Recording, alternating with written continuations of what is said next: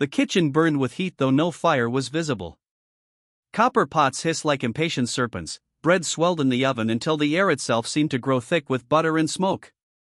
Violet moved through it all without wasted breath, sleeves rolled to her elbows, face luminous with sweat.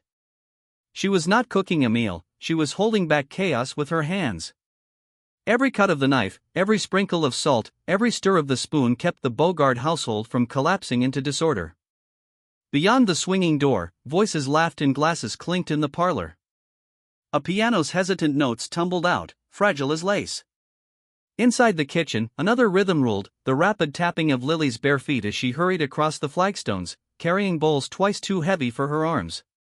Lily, 16, pretty enough to draw eyes, soft enough to bruise under them, flashed Violet a grin that never reached her eyes. "He's already had his third drink," she whispered, meaning the master. Her grin vanished when a voice barked orders down the hallway. She fled without waiting for reply. Violet's knife stopped for a fraction of a heartbeat. Her jaw clenched. Then she resumed slicing onions, each stroke exact, as though precision itself was the only protection she had left. In the far corner, Moses polished silver with motions so slow they seemed carved into time. The old butler's eyes flicked once toward Violet. He never spoke when the master could hear, but his silence was eloquent enough. She gave him nothing back, no nod, no look, because here, even glances could be dangerous. From the yard, the steady beat of hooves echoed. Samuel was exercising the horses again, his shadow skimming past the high window. Violet's hands stuttered, the knife tip catching the board. Just the sound of him, alive, moving, unbroken for now, was a tether she needed to finish the day. She allowed herself half a breath of relief before the kitchen door slammed. Octave Bogard filled the threshold like a storm cloud dressed in linen. His boots struck against the stone with the authority of a man who never once questioned whether the ground belonged to him. He sniffed the air theatrically. Something decent, at last. His eyes slid across Violet, lingering longer than a whip crack. "You'll serve supper yourself tonight. I want the mayor to see what talent I keep in my house." It was not a compliment. It was possession disguised as praise. Violet bowed her head without speaking, though her pulse flared like a furnace. She wished for the small, cowardly gift of invisibility, but it had never been granted to her. Not in this house. Octave strode out as suddenly as he had entered, leaving behind the cloying trail of brandy. The room exhaled when he was gone. Lily reappeared, cheeks flushed. "He told me to fetch the good wine," she murmured, half-panicked. Her hands shook as she reached for the bottles. Violet steadied her wrist with a single touch. Their eyes met for a second, two prisoners in different cells recognizing each other. Then Violet released her, turning back to the stove. The evening meal was a performance, and Violet was both its unseen conductor and its most expendable player. Each dish carried not only flavor but danger, a sauce too thin could draw a slap, bread too dark could summon the lash. She plated with the reverence of someone laying offerings before a jealous god. Through the crack of the door, the dining room glittered. Crystal gleamed beneath chandeliers, laughter climbed the air like ivy. At the head of the table, Octave Bogard gestured as though the world owed him applause. His family flanked him, their faces arranged in studied contentment. To anyone passing by, it looked like wealth perfected. But Violet, peering from the shadows, saw the seams, the wife's eyes dulled into glass, the grandmother's hands trembling from bitter medicine, the children's smiles rehearsed. She pressed her palm against the doorframe, steadying herself. Heat pressed from the kitchen, perfume and cigar smoke pressed from the dining room, and between them stood Violet, hungry, tired, unseen. She watched Samuel enter with wine, shoulders taut, head bowed. When their eyes brushed across the room, just for a moment, something flickered, dangerous, alive. Violet closed the door before anyone else could notice. Her chest ached, not from longing but from something harder, sharper. Hunger gnawed at her belly, and behind it grew another appetite entirely. The night stretched ahead. The meal would end, dishes would be scrubbed, bodies would be pushed past endurance. Yet even now, as she ladled soup into porcelain, Violet knew this house was a tinderbox. And whether by accident or by design, fire was coming. The next morning, Violet woke before the rooster crowed. The house slept heavy after its evening of wine and laughter, but in the kitchen, Dawn had no mercy. She slipped through the cool silence, fingers brushing across the long wooden table where flour would soon scatter. For a fleeting instant, she allowed herself to breathe in the stillness and illusion of freedom before chains of routine snapped back into place. She built breakfast as if stacking bricks, biscuits that steamed when cracked, coffee that hissed in the pot, eggs whisked until froth blurred the copper bowl. She worked with precision, but her mind tugged elsewhere, to the shadow she'd glimpsed the night before in the dining hall, Samuel, carrying the master's wine. His eyes had found hers, and that flicker, dangerous and brief, still lived under her ribs like an ember refusing to die. By the time the family stirred, Violet was already invisible again, moving through the house like breath through lungs. Octave swaggered into the dining room late, his appetite vast as ever. He chewed with authority, each bite a reminder that what filled his belly was stolen from someone else's labor. Lily trailed behind, serving plates with eyes fixed on the floor. When she brushed past Violet, her sleeve revealed bruises blooming violet and yellow. The girl flinched when Violet's gaze lingered, but no words passed between them. Words were dangerous currency here, silence was often safer. Moses entered quietly, stooped but steady, his tray of polished silver gleaming like armor. His face betrayed nothing, but his eyes, dark, watchful, carried entire histories. He met Violet's look only once, brief as lightning, but enough to pass the unspoken truth: he had seen Lily's bruises too. He had seen everything. That night, Violet found herself at the pump in the yard, washing copper pots beneath the waning moon. The courtyard was hushed except for the cicadas. Then, faintly, footsteps. Samuel appeared, shoulders squared but weary, his shirt clinging with sweat. His eyes found hers with the urgency of a man risking everything. "You shouldn't be here," Violet whispered, not lifting her hands from the pot. "And you shouldn't look at me the way you do," Samuel replied, his voice low, frayed by exhaustion. "But here we are." For a moment, silence stretched. Then he stepped closer, his breath carrying the musk of horses and hay. "I'll find a way out," he murmured. "For us both. Don't lose hope." Hope. The word struck Violet harder than any whip. She wanted to believe him. She wanted to imagine fields without fences, mornings without commands. Yet she knew the world too well. Hope, in this house, was a trick played by hunger. Still, she allowed herself a single glance into his eyes. That glance was enough to make her chest ache like she'd swallowed fire. A sharp voice cut through the night. Octave stood in the shadows of the veranda, brandy glass in hand. His gaze locked on Samuel, then slid to Violet. The glass tilted lazily, spilling amber down the step. "Samuel," he drawled, each syllable soaked in menace. "You forget your place. Horses don't linger by the kitchen. And you," his eyes pinned Violet, lingering with cruel amusement. "You'd best remember you're the cook, not the company." He turned away, leaving only the sound of his boots fading into the hall. But his words hung in the air like a noose. Violet's heart thudded, heavy and defiant. She knew punishment was coming, not if, but when. The next day proved her right.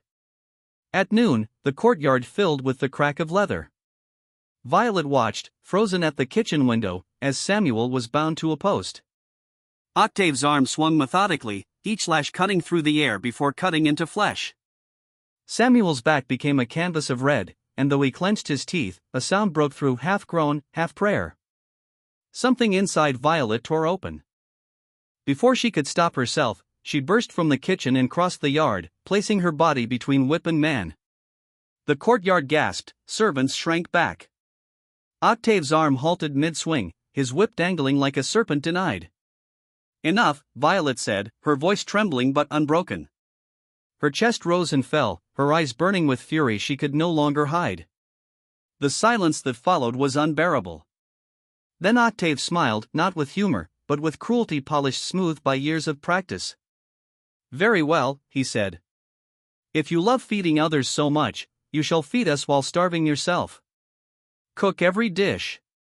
Taste nothing. Eat after all are finished, if anything remains." The sentence landed heavier than the whip. Violet stood motionless as Samuel sagged against the post, his breath shallow, his eyes fixed on her in desperate warning. Later, when she returned to the kitchen, the scent of roasting meat clawed at her hollow stomach. Hunger bit down with sharp teeth, but beneath it, something colder stirred, something steadier than fear, fiercer than grief. Violet looked at the knife in her hand, at the herbs hanging from the rafters, at the simmering pots. For the first time, she did not see food. She saw possibilities. And in the silence of the kitchen, she whispered to herself, almost inaudible, "They will learn what hunger feels like." The days that followed blurred into a cycle of labor and ache. Violet rose earlier, stayed later, her body moving through motions while her stomach screamed its emptiness. She cooked feasts she could not taste, dishes that shimmered with spice and butter, while her own hunger gnawed with an animal's persistence. At first, she thought it would break her. But hunger, like heat, tempers steel. Each pang sharpened her, stripped her down, left her with nothing but will. By the end of the week, she no longer staggered when the smell of meat hit her nose. She studied it instead, what rich food did to a body, how it slowed men's speech, softened their limbs. She watched the Bogards eat as though they were experiments. Every grimace, every sigh of satisfaction, every faint hand pressed to a stomach became data in her mind. They did not notice. They had never looked at her long enough to see. One afternoon, Lily stumbled into the kitchen, arms full of linens, her face pale. She placed the load down and whispered, "Mistress wants her tonic, but the bottle's nearly empty." "Should I fetch more?" Violet reached for the glass vial. Bitter dregs clung to the bottom, thick and black. She knew the scent, it was willow bark and valerian, meant to dull pain. But her mind snagged on another thought, how easily tonics shifted from medicine to poison when handled by the wrong hands. She stared at the vial too long. Lily fidgeted, eyes wide. "Violet?" Violet blinked, slipping the mask of calm back over her face. "I'll fetch more." That evening, under the excuse of buying supplies, she walked to the edge of the market where stalls crowded together like conspirators. Here, away from the polished streets, the air grew rich with spice, smoke, and whispers. She passed baskets of herbs innocent to some, dangerous to those who knew their secrets. At a small table draped in faded cloth, an old woman with skin like folded parchment looked up. Her eyes were the sharp green of new leaves. "What do you seek, girl?" "Something for sleeplessness," Violet said carefully. "Something to slow a racing heart." The woman's gaze lingered. She reached under the table and drew out bundles wrapped in twine. "Chamomile. Mugwort. Foxglove, if you're bold." Her fingers brushed a leaf that glistened faintly. "Timing is the difference between comfort and death." Violet's throat tightened. The woman had named what she hadn't dared. Still, she handed over a few coins. The exchange was quiet, unnoticed, as though buying bread. But when Violet tucked the herbs into her apron, she felt their weight like destiny. Back at the house, she began small. A sprinkle of leaves in a broth, subtle enough that no one could name it. She watched as the youngest son pressed his temple after supper. She noted when Celeste, the mistress, complained of heaviness in her chest. Nothing lethal, just whispers of possibility. Night after night, she tested, measured, learned. Hunger gave her patience. Rage gave her courage. And through it all, Samuel's absence ached like an unhealed wound. She saw him only in passing, his body marked, his spirit quieter. When their eyes met, he mouthed one word, "Wait." But waiting had become a chain she could no longer bear. One evening, after scrubbing the last pan, Violet remained in the kitchen long after others had gone. She sat at the wooden table, the herb bundles spread before her, the knife gleaming under lamplight. She picked up a sprig, rolled it between her fingers, inhaled its bitterness. For the first time, she did not imagine food. She imagined silence falling over the dining room, forks clattering, faces paling. She imagined the whip stilled forever. Her hand trembled, not from fear, but from clarity. The thought should have horrified her. Instead, it settled in her chest like truth finally spoken aloud. She whispered into the empty kitchen, words too soft for walls to carry, "If hunger is to be my lesson, then let them learn it too." The air thickened around her, as though the house itself had heard. Shadows flickered against the stove. For a heartbeat, Violet felt the weight of her choice press down. It was not escape she sought anymore. Not even survival. It was justice. And justice, she realized, would be served at the table. The harvest was declared a success. Carriages rolled down the boulevard heavy with sugar and pride, and Octave Bogard swelled larger than his own house. To celebrate, he announced a supper, a gathering of power stitched together with lace and silver. Judges, merchants, priests, and neighbors would sit at his table, proof that his fortune was secure and his control absolute. For Violet, the announcement sounded like a bell. The moment she had been inching toward now stood in the open, unavoidable. She lay awake that night staring at the rafters, listening to mice scurry in the walls, whispering the menu over and over like a prayer she was crafting for herself alone. By day, she tested with precision. A broth thinned with chamomile so that the youngest boy complained of dizziness. A custard made heavier with foxglove's cousin until Celeste pressed her hand to her chest. Each reaction folded neatly into Violet's mind like notes on a ledger. She was not reckless. She was deliberate. But the more deliberate she became, the harder Samuel pressed against her resolve. He caught her in the yard one morning, arms trembling under a bucket of water, the lashes on his back still livid. "Run with me," he said, voice raw, urgent. "We can slip to the river. Tonight. Before it's too late." Violet shook her head, her voice firm though her heart buckled. "Running means starving in another place, dying with no name. Here, I can end it." His hands caught her wrists, calloused and shaking. "And what? Your life? Mine? You think killing them will give you freedom? They'll hang you before the week is out." She met his gaze, steady as iron. "Then let them. At least they will know my name when the rope breaks my neck." For a long moment, neither moved. Samuel's eyes brimmed with both fury and grief, as though he could not decide which he felt more. Finally, he released her, voice cracking. "You've already left me, haven't you? You're already gone." Violet didn't answer. Some truths didn't need words. That evening, while polishing goblets, Moses lingered at the kitchen doorway. His shadow stretched long across the floor. "Child," he said softly, voice like old wood creaking, "there's a storm in your eyes. Don't let it drown you before you swim." Violet stilled, the cloth tight in her fist. She wanted to tell him everything, but Moses had survived by seeing without speaking. To burden him would be cruelty. So she said only, "Storms wash things clean." He studied her face, then nodded once, slow, resigned. "Just be sure you know what you're washing away." The night of the feast drew near. The house became a theater, polish on every rail, fire stoked high, linens pressed so sharp they could cut. Violet directed the kitchen like a general, issuing orders with calm precision. No one questioned her, no one dared. She carried in her silence a weight too heavy to touch. In the quiet hour before guests arrived, she stood alone by the long table she had set. Silver gleamed, crystal glittered, candles waited for flame. She placed the final dish at the center, bread pudding laced with sweetness, a recipe from her mother's hands. Her reflection wavered in the polished spoon. For a moment, she saw not herself but every woman before her who had bent over a stove until her back broke. Her stomach twisted with hunger, but it was not food she longed for anymore. It was release. The first carriage wheels rattled on the stones outside. Laughter spilled into the hall, followed by the swell of voices and the scrape of chairs. Violet straightened her apron, smoothed her palms against the fabric.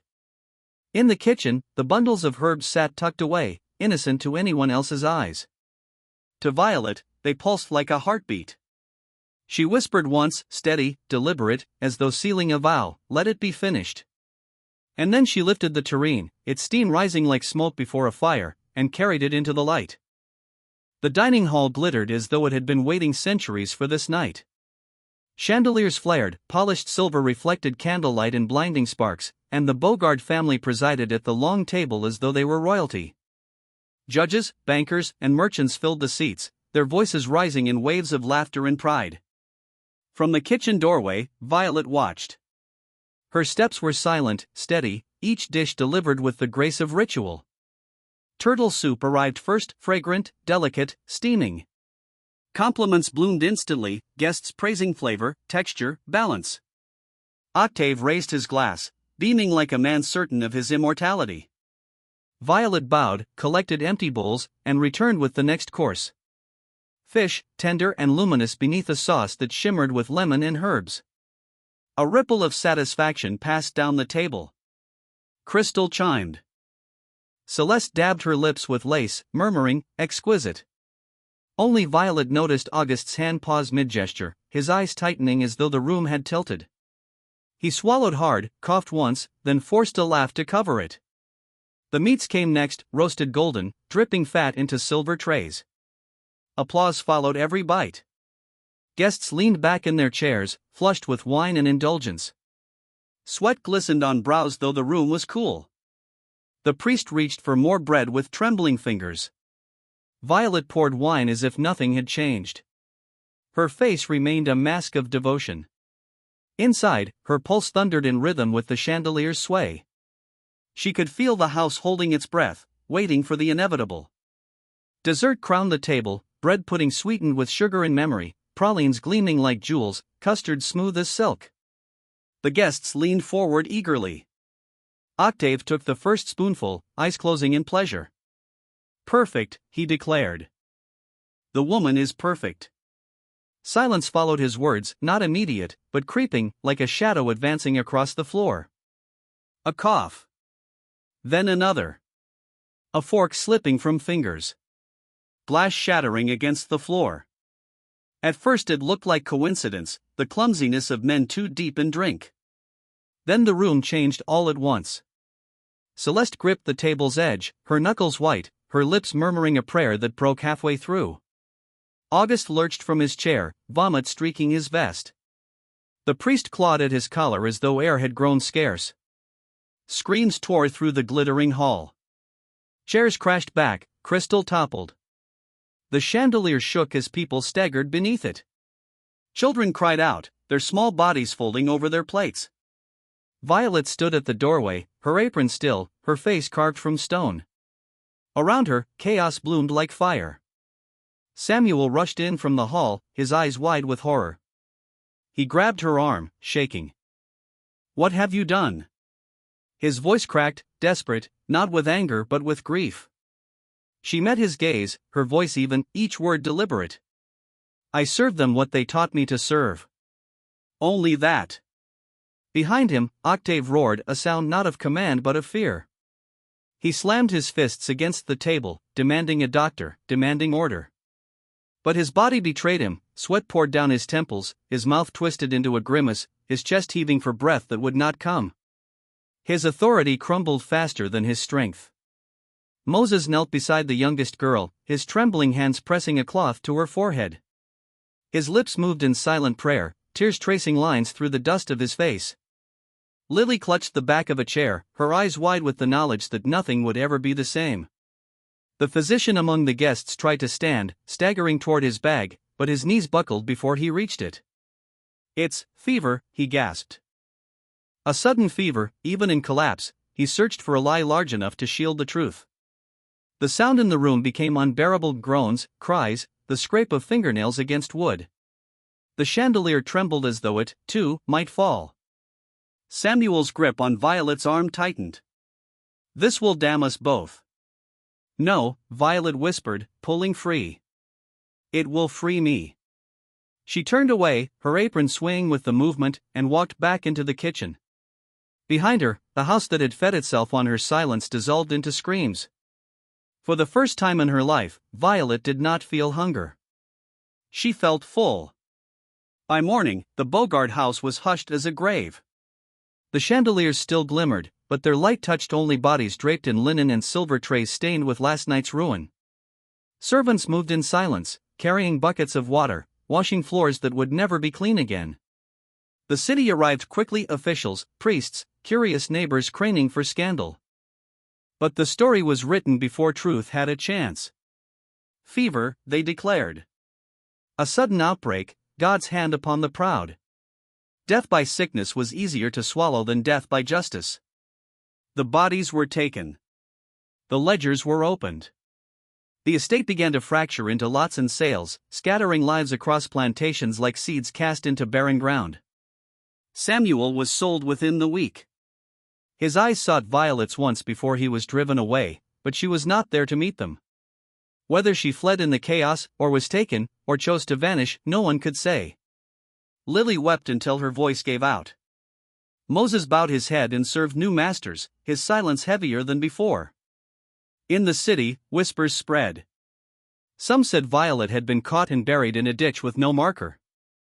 Others swore they saw her in the quarter, feeding the hungry with hands that had once served the cruel.